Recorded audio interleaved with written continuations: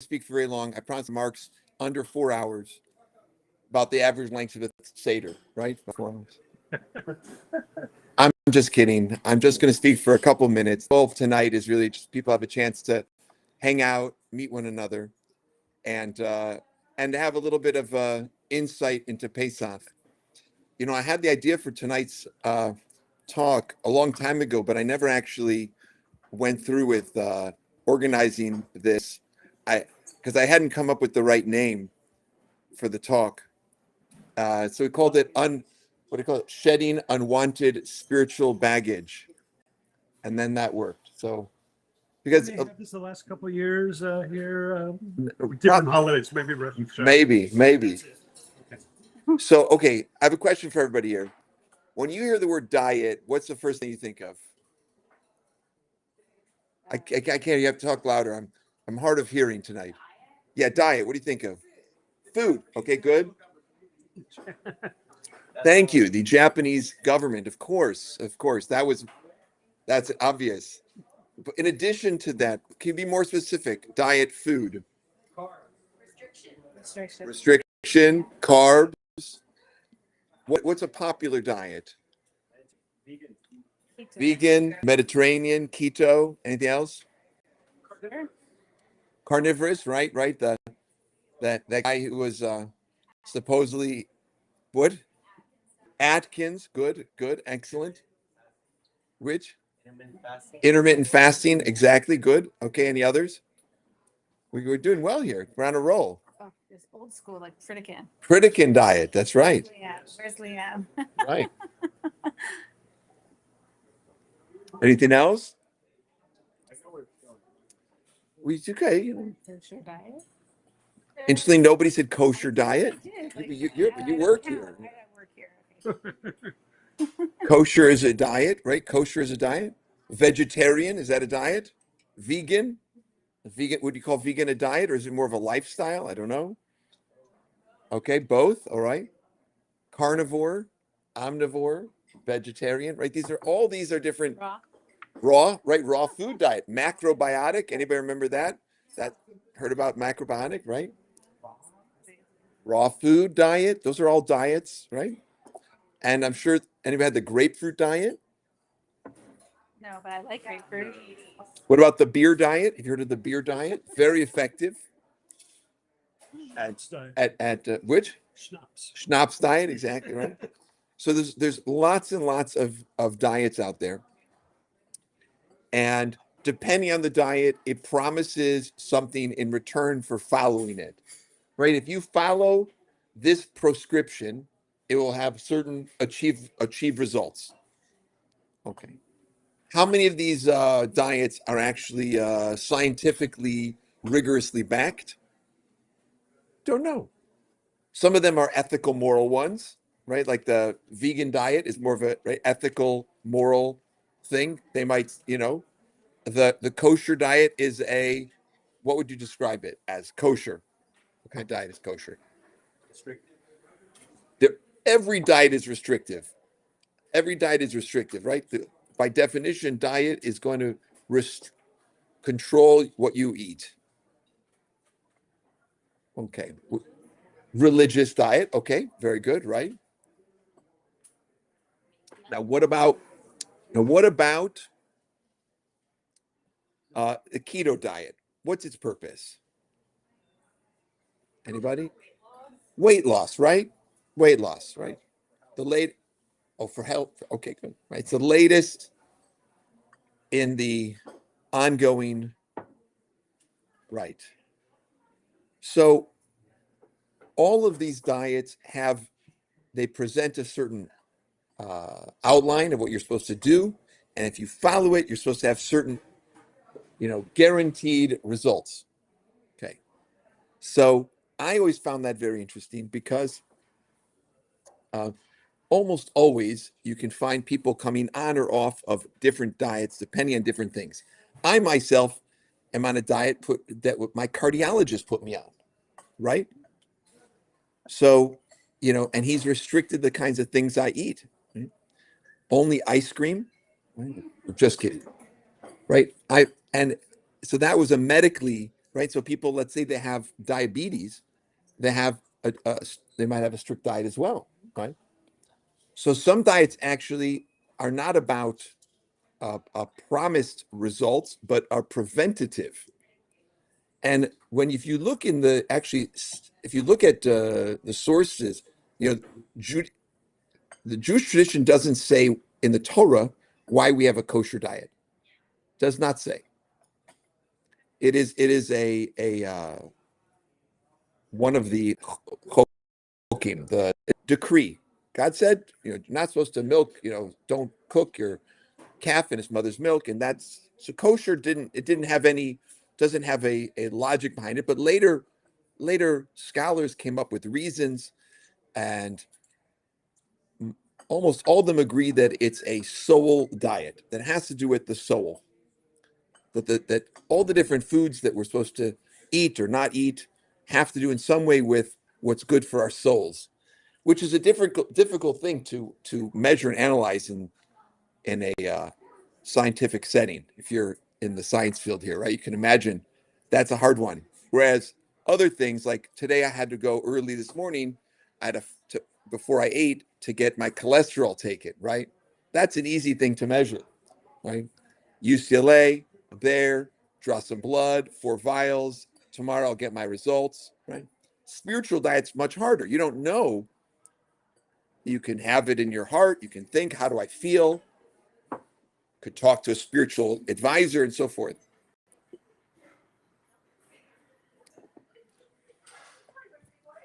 So that's all a way, kind of a background to talking about shedding unwanted spiritual baggage.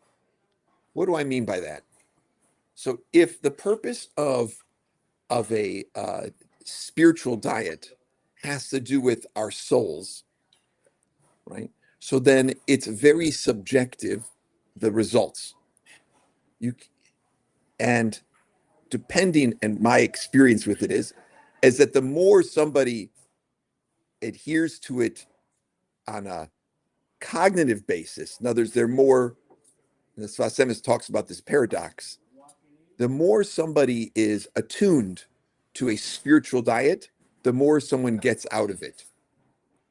Now, I can, and you see that in the physical diets too a little bit, right? Like, I know that if you're diabetic and you watch what you eat, you're going to be healthier, right? I know that if I cut out a whole series of things, my cholesterol is going to be much better, right? Or a person who's trying to lose weight, if they go from 3 pints of Ben and Jerry's a night to 2 pints, they might see results, right? See if anyone's paying attention. Okay. And this is not a pitch for Ben and Jerry's, although they should be sponsoring tonight's event. As long as you laugh, we're good. Yeah. One moment. There'll be time for questions in a moment. Yeah, no problem. Okay. So again, back to Sfas Emes, right? The more one strongly believes in its efficacy, the more potential it has. So I want to take this idea that we just started developing and discussing now and apply it to Passover. Passover is a very unique time in the Jewish year because it is famous for the things we eat and the things we don't eat.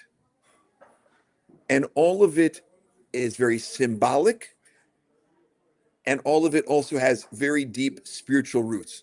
We don't have time tonight, and I was only partially joking. I could easily speak we could learn for 4 hours together and just scratch the surface about all the different foods of Passover. We could talk for an hour just about the Seder plate, right? The different foods on the Seder plate and why we eat what we eat on the Seder plate. Seder itself is a very prescribed thing. Jews all over the world have the Seder, and I'm going to give a pitch for 2 Seders. One is a Seder that we're running, Pico Shul, with the Passover players, that we call them. So far, that's their new working title. We have a phenomenal communal Seder where we still have a few seats left, so you should sign up for that. Second night. And the other is that if you're running your own Seder and you need a Haggadah, you can download my 10-minute Haggadah. It's an easy download. And if you need something, it's a kosher. It's the world's shortest kosher Seder. Okay, moving on.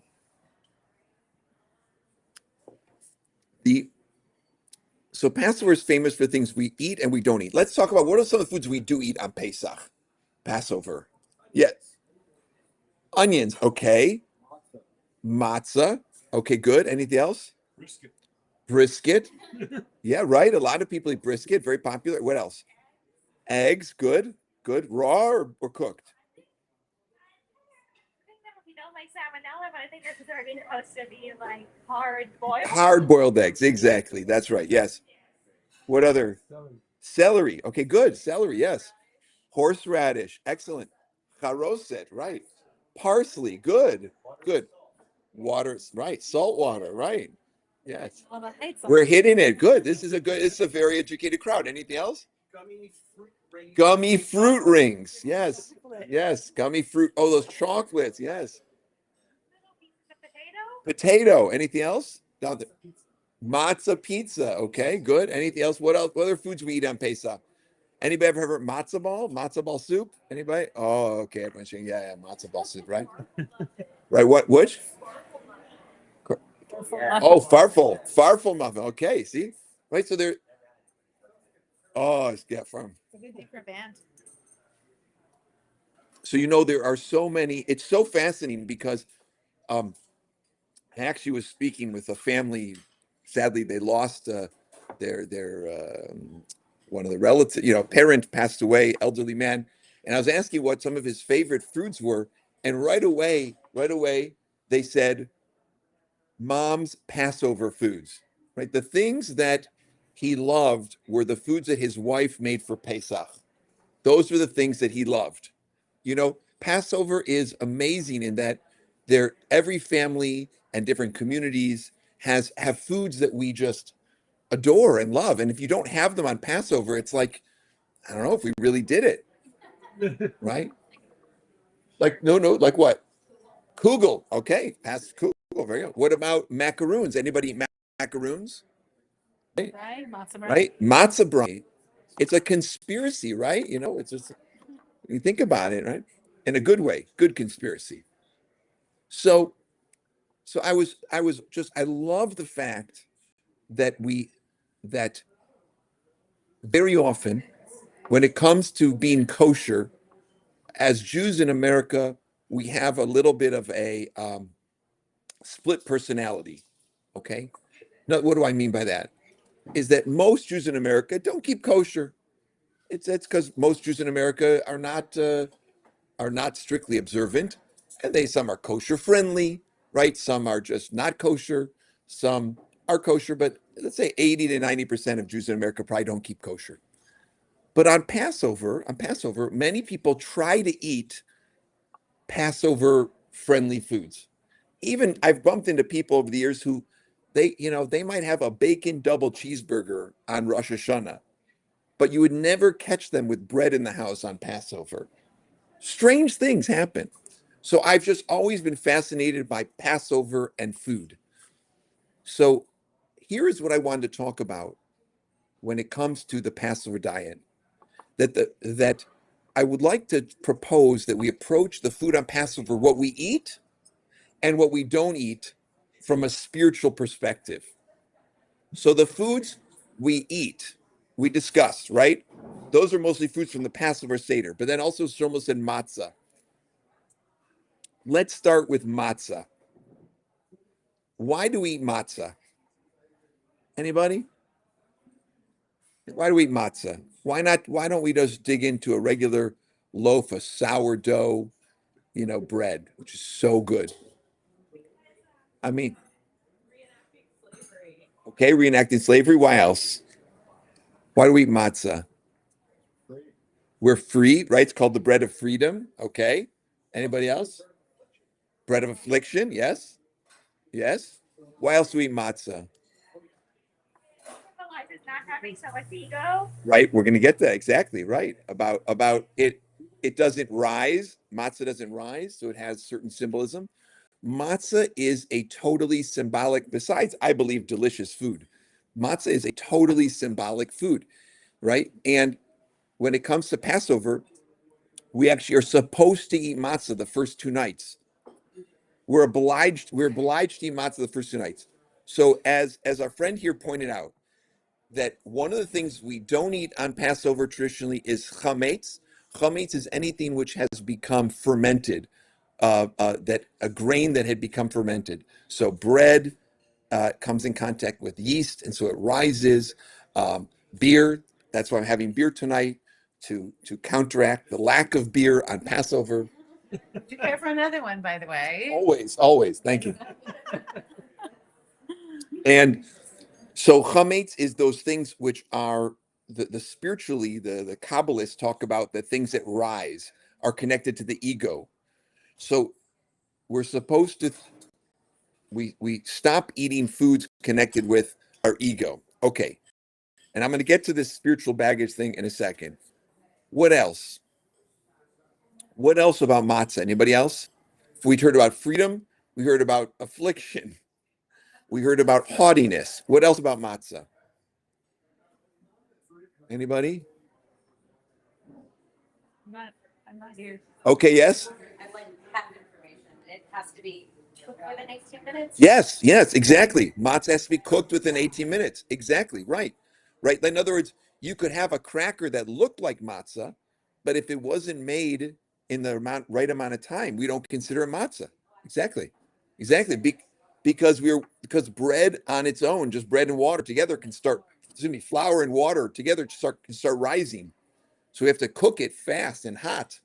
Right. Any other reasons? What else does matzah symbolize? Anything? I think we say it's like a poor man's bread. Poor man's bread. Okay. Halach manya. Excellent. Poor man's bread, right? And that's what we really mean is that it's like simple. It's simple bread. It's a very simple. Can you have matzah that has like important calls? Good. Can you have like a matzah like I don't know jalapeno matzah? No, can't, right? Anybody see any like I don't know cheese stuffed matzah? Thank you. No, right? Matzah we just have is matzah, simple, plain, so forth. Okay, so let's. So we're going to talk about two things in depth tonight: matzah, and then about other things that we do or don't eat on Pesach. We already talked about all the Seder things. At the Seder, I encourage everybody to really look at the symbolism of each food. To really look at the symbolism. Don't just run through it. But if you really look at the symbol, again, we don't have time tonight to go through them all. But if you look at the symbolism of each food, you realize that the Passover diet is deeply, deeply spiritual, right? Each thing on the plate has a deep spiritual connection. Now, what about one more thing about matzah? You guys have covered almost everything about matzah. L'chaim.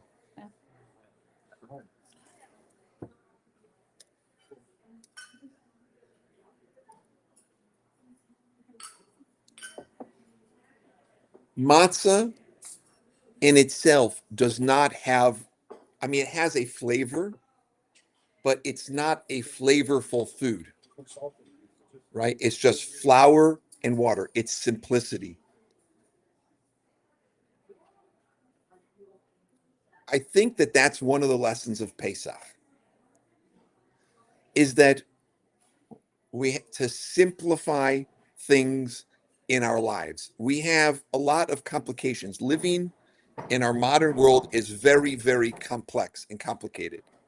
And a lot of times the spiritual or soul issues that we have can be uh, dealt with if we simplify things to what's most important, right? Just trying to distill things to what's really most important. That is my challenge to myself and to all of us, is that matzah represents what is most important, the things that are most essential.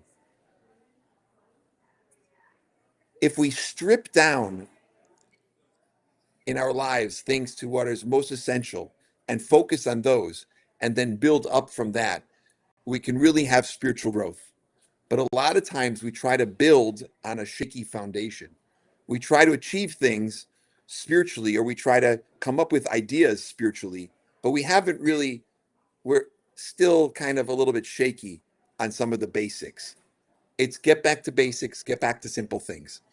The next thing about about matzah that I want to point out, ideally, what is the best matzah to eat? Handmade. Handmade, whole wheat matzah. Keep going. What's it called? Matzah shmura. What does shmura mean?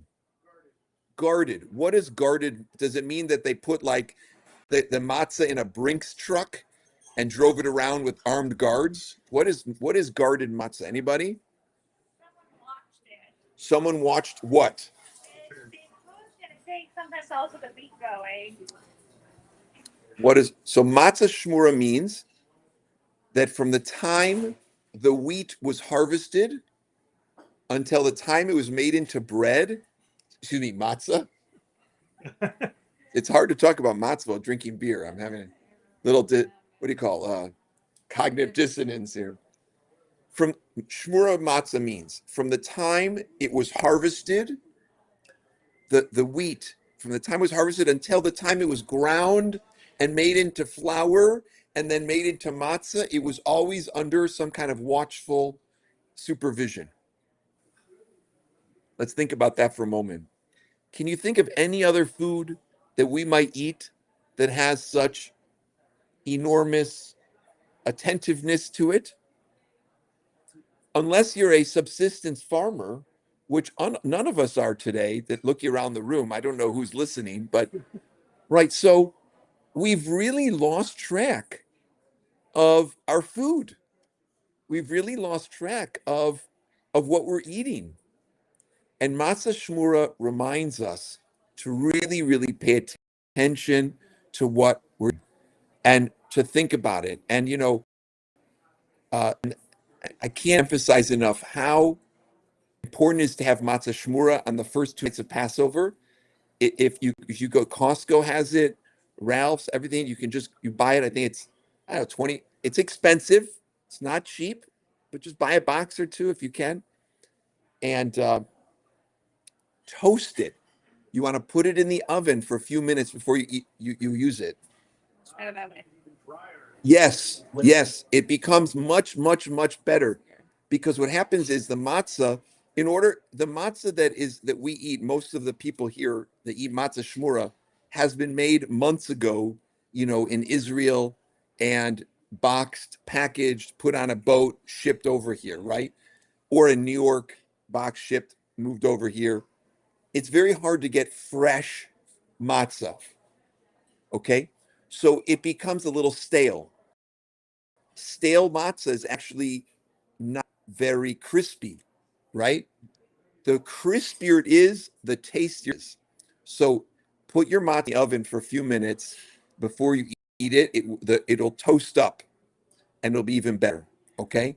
So by eating shmura matzah, and if we really focus on what we're doing when we eat that matzah the first 2 nights, we really, really can achieve a spiritual revelation, which is getting back to basics. What are the most important things in my life? What are the most important things in life? What's important to me? And then start building from that. That is freedom, not what other people are dictating to you is important, not what society is dictating to important, but start first with what's important to you and start building up from that. And I want to add one more point and then I'm all done, although I do have time for 20 or 30 questions. Just kidding. You'll hear about people who have all different kinds of other customs on Passover. They do this, they don't do that, right? Some people have, we were just speaking about rice. Some families don't eat rice. Do you guys eat rice? We don't. Do you eat rice on Pesach? No, No. but if you have children and they want cereal, So how get do you fill in? Passover cereal. There's Passover cereal. There is. It's. Okay. I'm not. I wouldn't give it the. I wouldn't give it the. Taste award. For it's basically like sweetened cardboard. Oh, but does anybody have any other, anybody, right? So there's certain foods we eat, we don't eat. Like there's some people have rice, some people don't have rice. Anything else like that? So what I want to say like this, ladies and gentlemen, I appreciate so much you coming out tonight and letting me talk about Passover, which is that it's not about it's not about judging other people, their practices on Passover. It's about what are we going to do on Passover? That's what really ultimately matters. What are we going to do? And how can we make Passover more meaningful and special for us this year? And I think it's so important. The Jewish people are undergoing such extreme pressures, right? There's so much pressure out there to be a Jew. Our nation is under attack. Our people are under attack. So, with all that pressure that's on us, we really need to have the true liberation of Passover. Don't let other people dictate what you do. Let us all, to what we can, fulfill our own spiritual strivings in whatever way we can. And Passover is a wonderful opportunity to start anew. It's a time when we can reboot our spiritual systems, reboot how we approach Jewish traditions and and rituals. Right? It's a perfect chance, and doesn't mean it's going to stick forever. Doesn't mean it's going to work overnight, but it's a chance to make a big improvement and shed unwanted spiritual baggage. L'chaim, l'chaim. I have time for two questions. One, you asked about the cereal. I'll also say, by the way, that for children who want cereal on Passover, definitely give their parents a matzah brie recipe. Fried matzah with cinnamon sugar or jam is experiencing something new. For oh, it's delicious. It's delicious. Yeah, yeah, something different. It's important that Passover. We always thought that it's important that the kids on Passover say this is a different time of year. We have different foods. We do different things. Any other questions? And then we'll finish up. Anybody else? That's it. All right. What is my favorite Pesach food? Oh, that's a good question. What is my? I love matzah brie. I do. My favorite Passover food. My goodness. I have an answer. I love tzimmis. I love sponge cake. I do. Yes, love sponge cake. Tz- Macaroons, tzimmis, brisket when I would eat that. Uh, Rachel makes another great thing. We do a lot of uh, fried onions and jalapenos. You can never go wrong, in my book, with that. All right. Thanks everybody for tuning in. Thanks for joining us live and in person.